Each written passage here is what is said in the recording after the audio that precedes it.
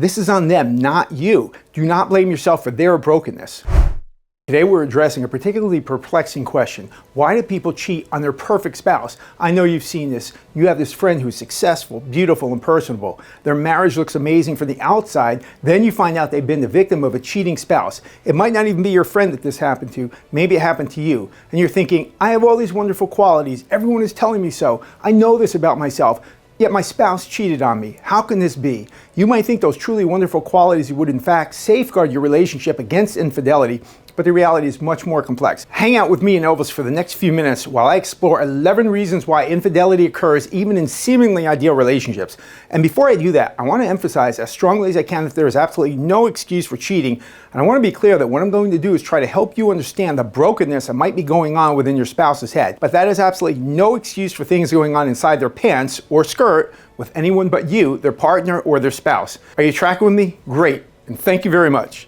Okay, let's get into it. First reason, emotional disconnection. Even in a relationship with a seemingly perfect partner, individuals can feel emotionally disconnected. This disconnection can stem from a lack of a deep, meaningful communication, leading to feelings of loneliness and isolation. And when emotional needs are unmet, broken individuals might seek intimacy and understanding outside their marriage, even if their partner is caring and supportive.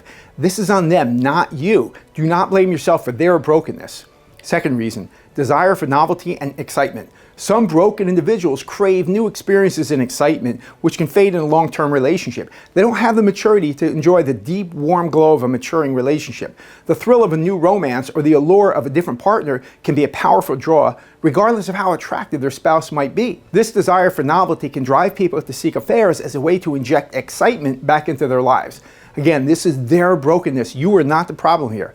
Third reason, personal insecurities. This is a really common one. Insecurities and low self-esteem can drive individuals to seek validation outside their marriage. A perfect spouse might inadvertently highlight their spouse's own perceived inadequacies, leading to a search for reassurance somewhere else. Their need for external validation because of their own brokenness can become so compelling that it overshadows the appreciation for their partner's qualities. You didn't cause this, you're amazing, and don't let them turn your awesomeness into their excuse for unforgivable behavior. Fourth reason, unresolved personal issues. Past traumas, psychological issues, or unmet childhood needs can resurface in a relationship, especially in a marriage, and influence behavior. These deep-seated issues often require professional help and can manifest as infidelity. For instance, somebody who experienced neglect in childhood might continuously seek attention and affection, leading them to cheat even if their own current relationship appears perfect.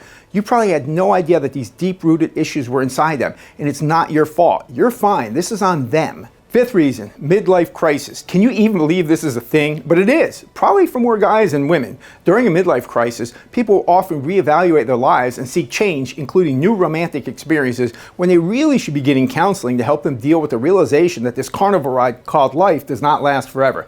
They go through a phase of questioning and searching for meaning, and instead of leaning toward their partner who knows them best and can probably be a wonderful source of comfort and understanding to help them get through it, broken individuals might instead feel a strong urge to recapture their youth and prove their desirability, prompting them to engage in affairs.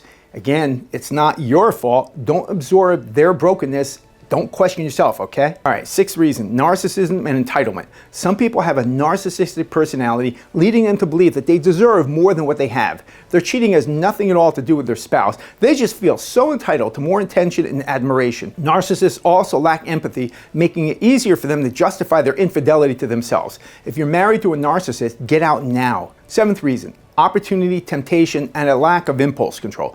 Being in situations where infidelity is possible can lead to cheating when you're married to a broken, morally corrupt spouse.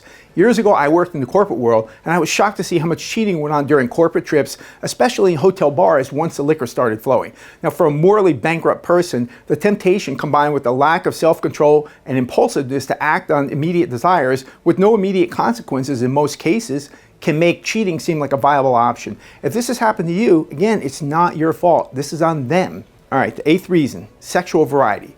So the desire for sexual variety is a common reason for infidelity. Even if the spouse is very physically attractive, the allure of a new sexual conquest can be tempting. Why and where does this come from? Well, the answer is that it stems from a basic human curiosity and the thrill associated with new sexual encounters happening within a broken, selfish person who's not thinking about the long-term consequences of destroying the trust of their spouse. Ninth reason, miscommunication of needs. Sometimes individuals fail to communicate their needs effectively within the marriage. So then this miscommunication or lack of communication altogether can lead to unmet needs, prompting them to look outside their relationship for fulfillment. Again, no excuse for this behavior. If they had been open and honest about their needs, their desires, their fantasies, and their expectations, this could have all been avoided. It's on them, it's not on you. 10th reason people cheat: boredom and complacency. So over time, routine and predictability can lead to boredom in some people, even in a relationship with a seemingly perfect spouse. So broken people cheat.